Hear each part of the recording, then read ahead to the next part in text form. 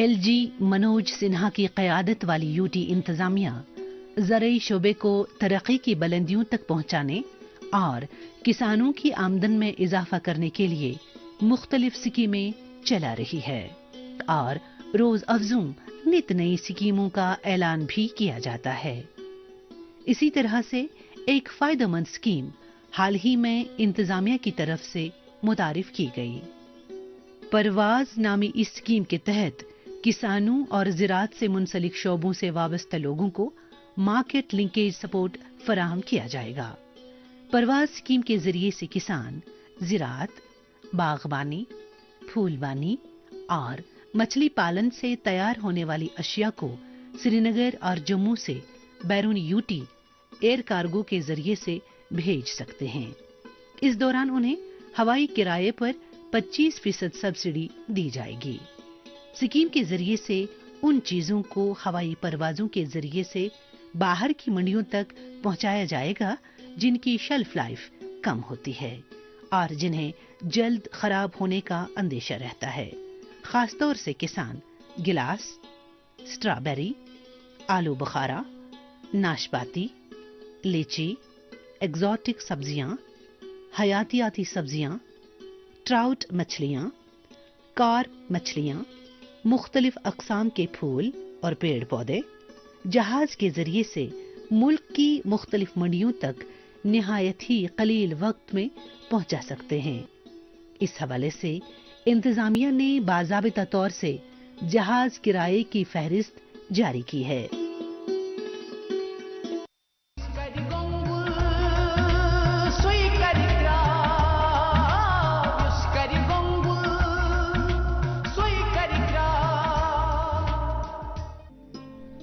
जम्मू कश्मीर को ज़राअत के शोबे में खुद कफील बनाने के साथ साथ ज़राअत और इससे मुंसलिक दीगर शोबाजात से रोजगार के ज्यादा से ज्यादा मौके हासिल करने के लिए उन तमाम तर कोशिशों को आजमाया जा रहा है जिससे कुलहुम तरक्की के मनाजिल हासिल किए जा सके।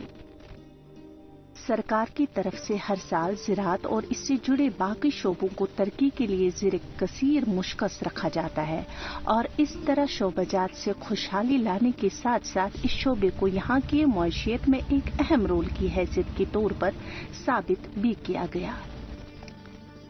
शोबे ज़राअत की तरक्की और किसानों की बहबूदी के लिए सरकार की तरफ से कई इकाइयां कायम की गई हैं जो दिन रात अपनी कोशिशों और प्रोग्रामों से आम किसान के साथ मिलकर काम करके रोशन मुस्तकबिल की राहें संवारने में लगे रहे हैं। Jammu Kashmir agro industries development corporation सरकारी तौर कायम वो इकाई है जो किसानों की तरक्की और बहबूदी के सिलसिले में अपने मखसूस लाहे अमल के साथ काम करने की ज़राअत और ज़राअत से वाबस्ता दीगर शोबों में अपनी बेहतरीन कारकर्दगियों का मुजाहिरा कर रही है। लगभग 50 साल से जायद अरसे में एग्रो इंडस्ट्रीज जम्मू कश्मीर अपने मिशन के साथ आगे की तरह रवा दवा है और आज इस शोबे के साथ कई एक कामयाब कहानियां वाबस्ता है। यूसकारी गोंगुल सुईकारी क्राव के आज के इस शुमारे में हमारे साथ इस समय मौजूद हैं MD agro industries corporation Jammu से डॉक्टर मनहास।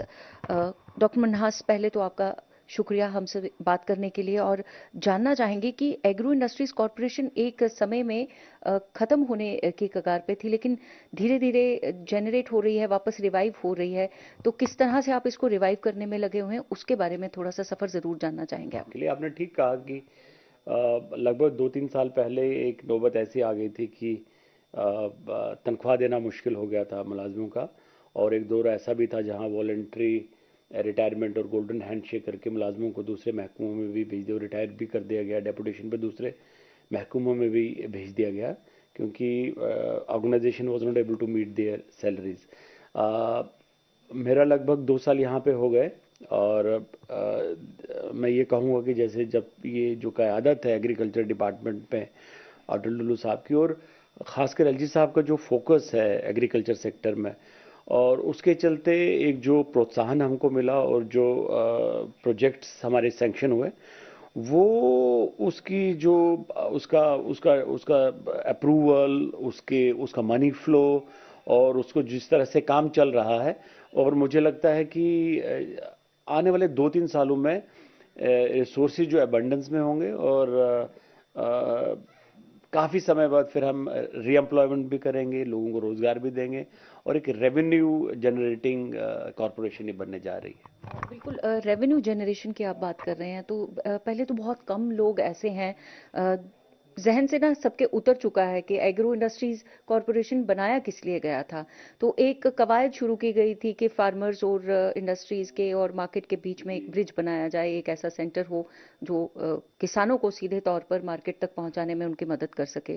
क्या वापस से एग्रो इंडस्ट्रीज उसी प्रथा पर चल रही है, उसी रास्ते पर चल रही है, या अभी भी फार्मर्स से काफी दूर है एग्रो इंडस्ट्रीज?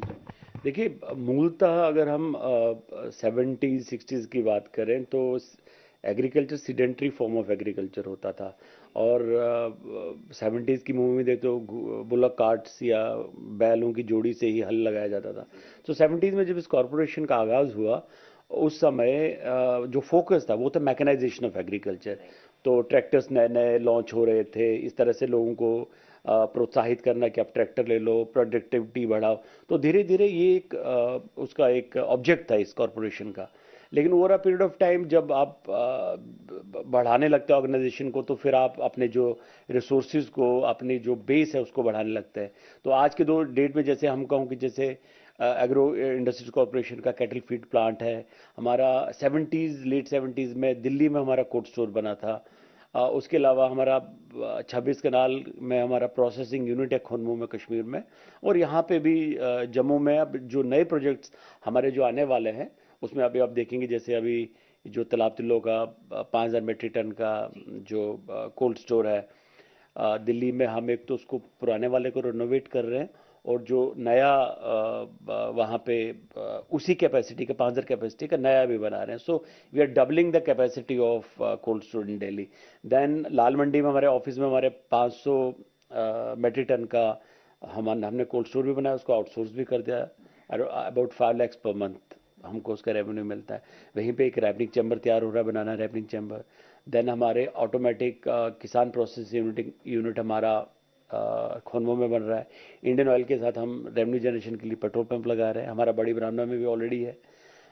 देन चिनैनी में अब देखिए मैं आपसे बात भी कर रहा था कि एक जो बेल्ट है फ्रॉम चिनैनी टू सुध महादेव, पूरे गांव सारे के हमारे यहाँ पे वेजिटेबल बेल्ट कहा जाता है, और टमाटर मोड़ पे भी आगे नाम पड़ा था उसी वजह से पड़ा था। तो वहाँ पे भी हम 320 मीट्रिक टन का लेके आ रहे हैं, और तो बड़े सुविधा उनके साथ। तो आइडिया इस चीज़ के पीछे ये कि एज एन कॉरपोरेशन हम एक पोस्ट हार्वेस्ट सपोर्ट दे रहे हैं किसानों को। कि मान लीजिए मैं टमाटर की बात करता हूँ, या अभी अखबारों में हमने देखा कि महाराष्ट्र में जो किसान थे वो सड़कों पे अपने वो फेंक रहे थे अपने प्याज। दिक्कत ये है कि अगर post harvest support in the form of cold store होता वहाँ पे, तो किसान उस वक्त वो स्टोर कर लेता, मंदी थी, भाव नहीं अच्छा मिल रहा था, और जब रेट उसको अच्छा मिल जाता तो मार्केट में उतार के अच्छे पैसे कमा सकता था। This is the problem with the farmers. So there has to be a chain of cold stores post harvest support, so that अगर डिस्ट्रेस है उसमें हम स्टोर करें, और जब भाव अच्छा। अब देखिए इस बार क्या हुआ, लास्ट टाइम जब रोड्स क्लोज थे कश्मीर में, कोल्ड स्टोर्स जितने भी थे दे वर लाइक ओवर फ्लडेड, है ना। और दिक्कत ये थी कि रास्ते बंद है, अगर ट्रक्स में फल रहा तो। So this is an idea. और मुझे बताते हुए खुशी हो रही है अगले 2 सालों में J&K agro industries 20,000 metric tonne जो कैपेसिटी कोल्ड स्टोर की वो ऐड करेगा, and that will be a huge boost to farmers. आप कोल्ड स्टोरेज पर बहुत ज़्यादा अहमियत दे रहे हैं, लेकिन कोल्ड स्टोरेज को लेकर के भी फार्मर्स में थोड़ा सा ये एक डर रहता है कि कोल्ड स्टोरेज में हमें पैसा बहुत देना पड़ता है, किराया बहुत लगेगा, तो हम क्यों अपना सामान वहाँ पर रखें और फिर बाद में निकालें, पता नहीं परमिशन मिलेगी कि नहीं, निकालने के समय बहुत दिक्कत होगी। तो किस तरह की प्रोसेसिंग है, कितना रेट हमारे किसानों को देना पड़ेगा, उसके ऊपर थोड़ा सा प्रकाश डालें। ऐसा नहीं है, देखिए ये एक वॉलेंटियर एसोसिएशन होता है कोल्ड स्टोर वाले का और फार्मर का। वो जितने दिन के लिए कमिटमेंट करता है, 7 दिन का, 10 दिन का, वो उस पर डिपेंडेंट है। और as a government organisation, public sector undertaking, हमारा ये भी दायित्व बन जाता है कि फ्लीसिंग ऑफ फार्मर ना हो। कभी अगर मान लीजिए डिमांड है, अगर ओवर फ्लडेड है, तो आप उसे 5 की जगह 5 रुपए क्विंटल की जगह 10 रुपए मांग रहे हो। ऐसा नहीं होना चाहिए। एज अ गवर्नमेंट ऑर्गेनाइजेशन हम वो रेगुलेट करेंगे। You're right. जो फेयर्स है उनको एले करने के लिए हम ये कर सकते हैं कि रेगुलेशन खासकर अपने एग्रो इंडस्ट्रीज में कर सकते हैं। दूसरा ये, वो बिल्कुल वॉलेंटरी होगा। वो 7 दिन के लिए रखना चाहे, 5 दिन के लिए रखना चाहे, रखेगा। The moment he thinks he needs to market his produce, he voluntarily can take them and sell them in the market.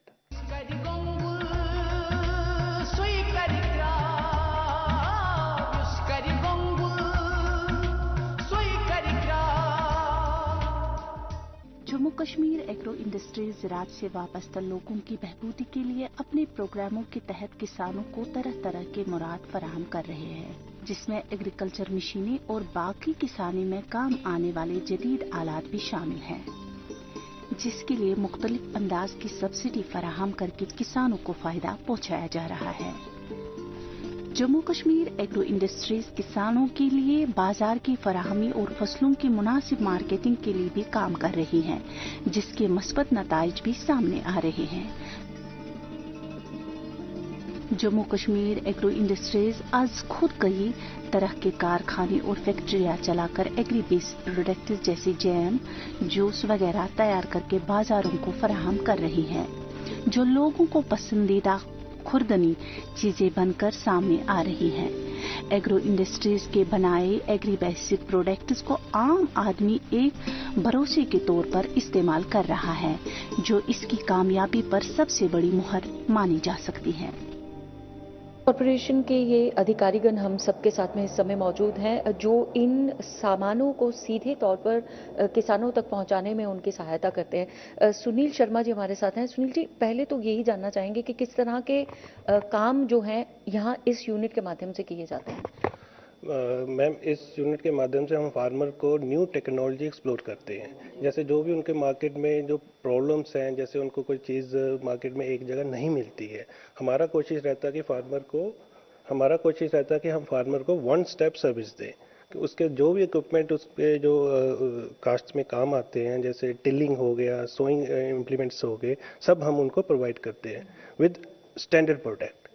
कि हम अनफेयर प्रोडक्ट नहीं बेचते, क्योंकि मार्केट में आपने देखा होगा जो चीज़ मतलब हम 100% की कॉस्ट में है, मार्केट में 50% कॉस्ट में भी मिलता है, बट उसका रीज़न ये होता है वो मटेरियल डुप्लीकेट होता है। We will provide only ISI product and recognised product with guarantee. तो इसमें प्रोसेस्ड फूड के लिए जो पैकेजिंग का सामान है वो भी दिया जाता है? जी, यस।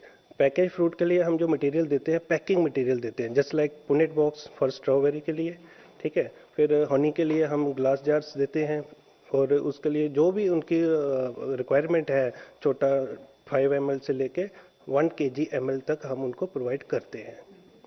अशफाक सलारिया जी हमारे साथ हैं। अशफाक जी, जानना आपसे ये चाहूंगी कि किसी तरह की सब्सिडी या किसी तरह का डिस्काउंट जो किसानों को दिया जाता हो इन प्रोडक्ट्स के ऊपर?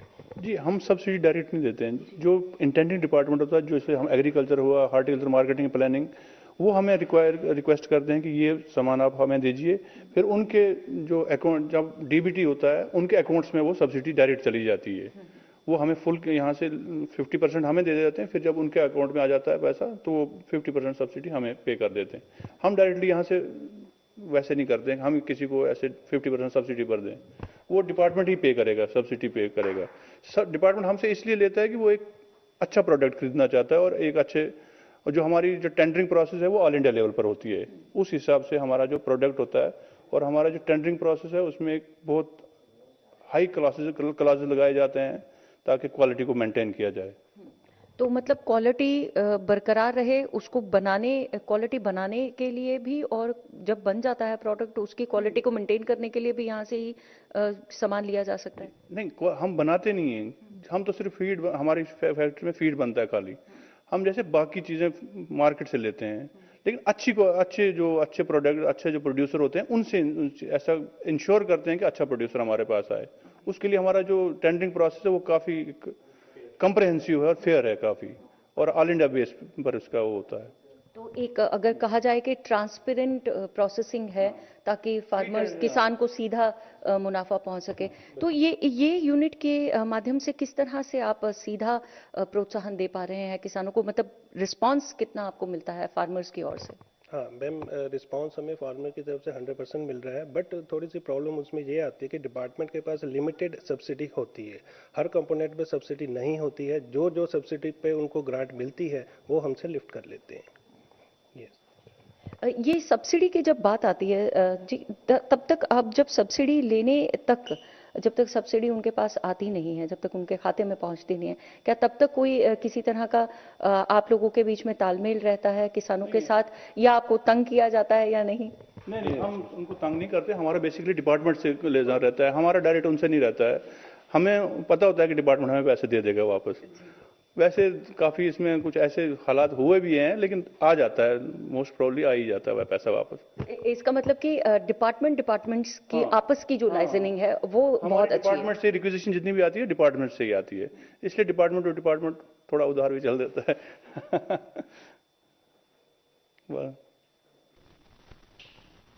अभी अगर हम बात करें नए एंटरप्रेन्योर्स की, क्योंकि नौजवान कोशिश कर रहे हैं एग्रीकल्चर की ओर आने के लिए, हॉर्टिकल्चर की ओर आ रहे हैं, तो उनके लिए किस तरह से प्रोत्साहन दे पा रहा है एग्रो इंडस्ट्रीज कॉरपोरेशन, और या किसी तरह की कोई नई सुविधाएं आपके यूनिट की तरफ से उनको मिल पा रही हैं? हमारी सुविधाएं अगले 6 महीने तक, हमारे प्रोजेक्ट कम से कम 11 प्रोजेक्ट हमारे इस टाइम अंडर कंस्ट्रक्शन है, जो अगले 1-2 साल में कंप्लीट हो जाएंगे। उससे हमें लगता है कि कम से कम 1000 की हम एम्प्लॉयमेंट जनरेट कर पाएंगे। और इस टाइम हमारे कैटल फीड प्लांट चल रहा है, उसके लिए हमें डिफरेंट डिस्ट्रिक्ट से हमने मांगा था कि आप हमारी डीलरशिप ले लें, तो डीलरशिप के लिए भी हम कह रहे हैं। तो जो हमारा कोल्ड स्टोरेज, जो मेन इस टाइम प्रोजेक्ट चल रहा है कोल्ड स्टोरेज का, उसमें एम्प्लॉयमेंट के बहुत ज़्यादा चांसेस हैं। अगले 1-2 साल में हमारा एक प्रोग्राम है कि उसमें काफ़ी ज़्यादा अच्छा रहेगा हमारा। तो फोकस कहाँ पे रहेगा आपका? क्या आप लोकल लोग जो होंगे विसिनिटी के आसपास के उन्हीं को लेंगे? नहीं, हमारी कोशिश रहेगी लोकल पर रहेंगे ज़्यादा। कुछ तो हमारे टेक्निकल के लिए तो हमें बाहर से आना पड़ेगा, लेकिन ज़्यादातर जो लेबर क्लास या दूसरे अगर कोई नॉन टेक्निकल होंगे वो हम क्लोजली वहाँ से ही ले लेंगे। जैसे हमारा चिनैनी का प्रोजेक्ट अभी 1-2 महीने में कमीशन हो रहा है, तो हम मैक्सिमम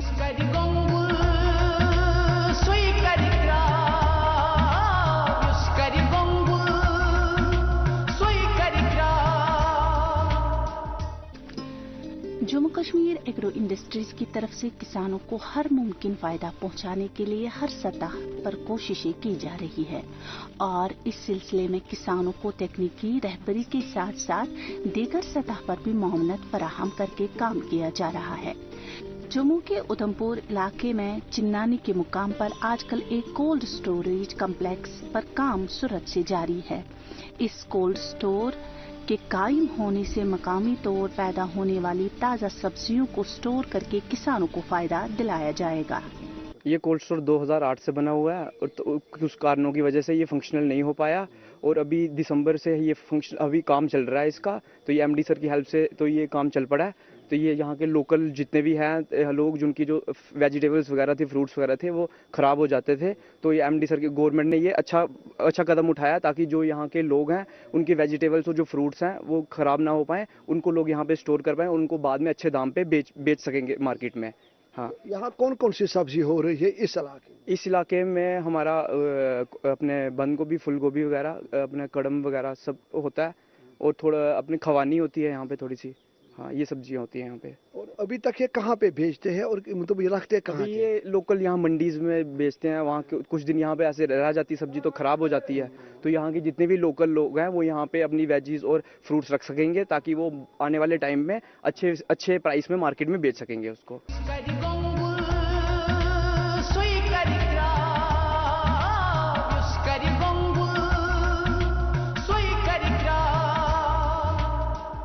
जम्मू की सांबा इलाके का रहने वाला पढ़ा लिखा नौजवान एक ऐसी मिसाल है जिसने एक छोटे सतह से भेड़ों की पालन शुरू करके अपनी जिंदगी की गाड़ी को खुद रफ्तार बख्शने का सामान पैदा किए। इस पढ़े लिखे नौजवान ने पहल चंद एक शीप खरीद कर अपना काम शुरू कर दिया, जो अब एक अच्छी डगर के साथ रवा दवा है। आज हम जम्मू शहर से करीब 40 किलोमीटर दूर आए हैं, त्रिंडिया में, जो कि रामगढ़ में है। और यहाँ पर हम एक किसान की कहानी सुनने आए हैं। उन्होंने किस तरह से शुरुआत की इतने बड़े शी फार्मिंग यूनिट की, कितनी सारी भेड़ियों को उन्होंने यहाँ पाला हुआ और किस तरह से उनका रोजगार चल रहा है। तो चलिए जानते हैं उनसे। आपका नाम? नमस्कार मैम, मेरा नाम मंजीत कुमार है। मैं गांव त्रिंडिया का रहने वाला हूं। तो मुझे 2021 में जूट मिला था सरकार की तरफ से, तो मुझे काफ़ी ज़्यादा फ़ायदा हुआ है।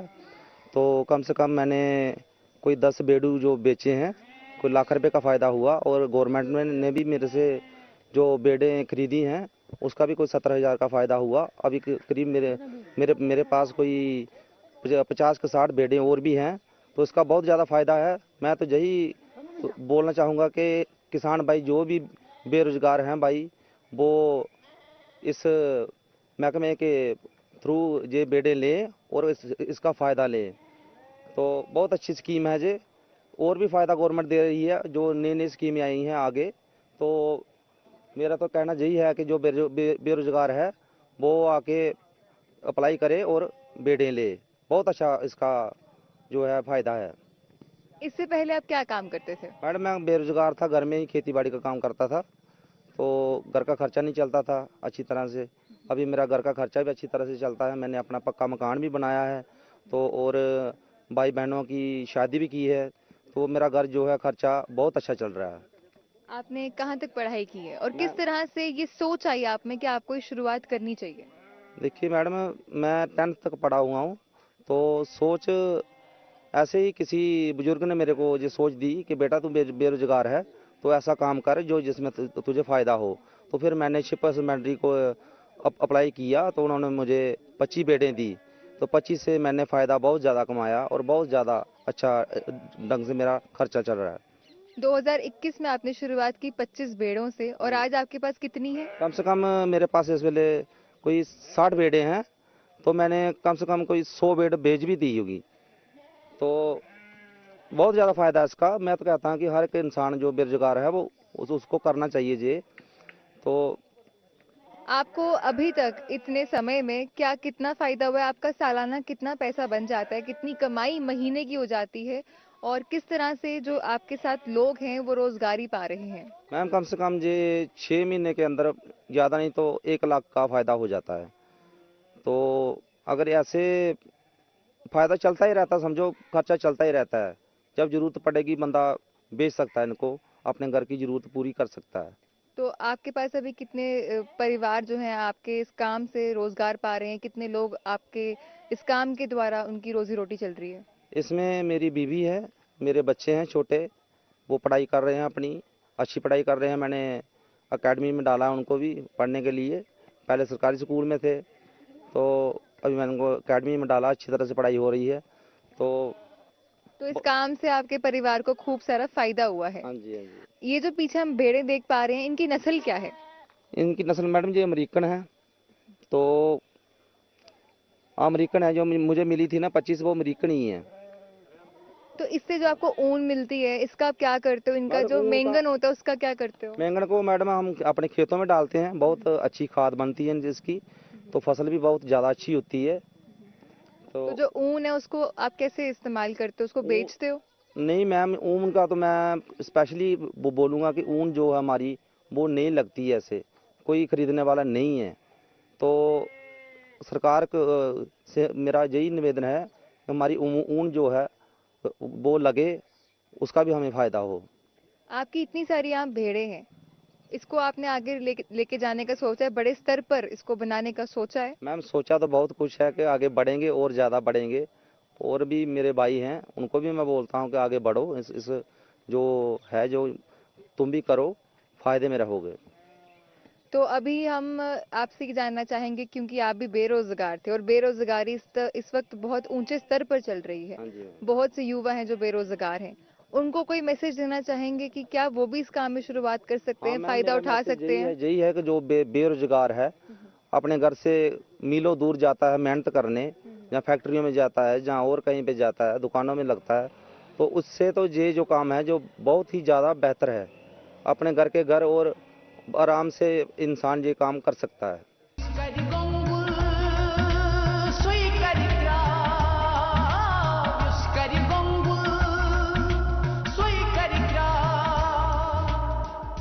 जम्मू कश्मीर हुकूमत की तरफ से कायम कई एक इकाई इस वक्त सरकारी प्रोग्रामों की अमल आवरी में हमदन जुड़े हुए हैं, जिसके खौतर खौर नतीजे भी बरामद हो रहे हैं। Ex CEO animal husbandry doctor Pradeep Bharti हमारे साथ इस समय है, जो किसान एडवाइजरी बोर्ड के मेंबर भी हैं। सर, नए एंटरप्रेन्योर्स की अगर हम बात करें तो उनके प्रोत्साहन के लिए किसान एडवाइजरी बोर्ड की तरफ से किस तरह की सहायता मिलती है?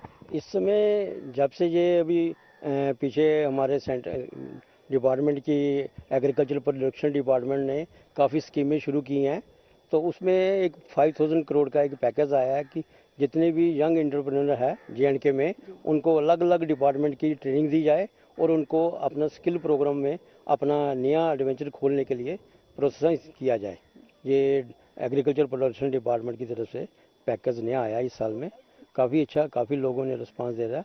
और ये मैं अपने एनिमल हस्बेंड्री कमिश्नर साहब से बड़ा थैंक यू करता हूँ कि उन्होंने बड़ा ज़्यादा इनिशिएटिव लेके इस स्कीम को लाया है। इसमें काफ़ी बड़ा पीछे गवर्नर साहब के साथ मीटिंग हुई थी, तो एक दो बार और भी वहाँ पे मीटिंग हुई, तो वहाँ पे डिसीजन लिया गया कि इस प्रोग्राम को जल्दी से जल्दी सब डिपार्टमेंट में जितने एग्रीकल्चर के अलाइड डिपार्टमेंट है वहाँ पे इनको शुरू किया जाए और लोगों को प्रोत्साहन किया जाए।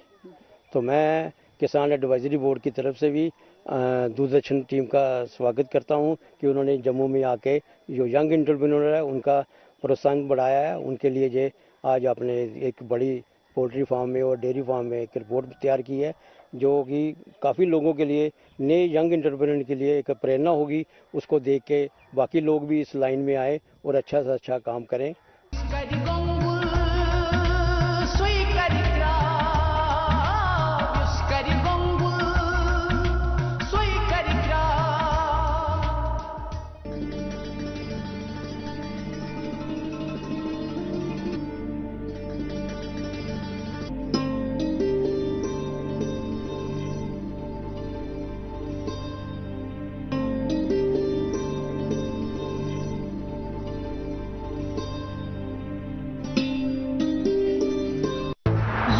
सोचित तम खोत तेज यानी स्पीड प्लस बे प्रत 5G स्मार्टफोनस खतर बनोमुत यानी टेक्नोलॉजी प्लस ते ये क्या छो एयरटेल 5G प्लस अद कह 5G क्या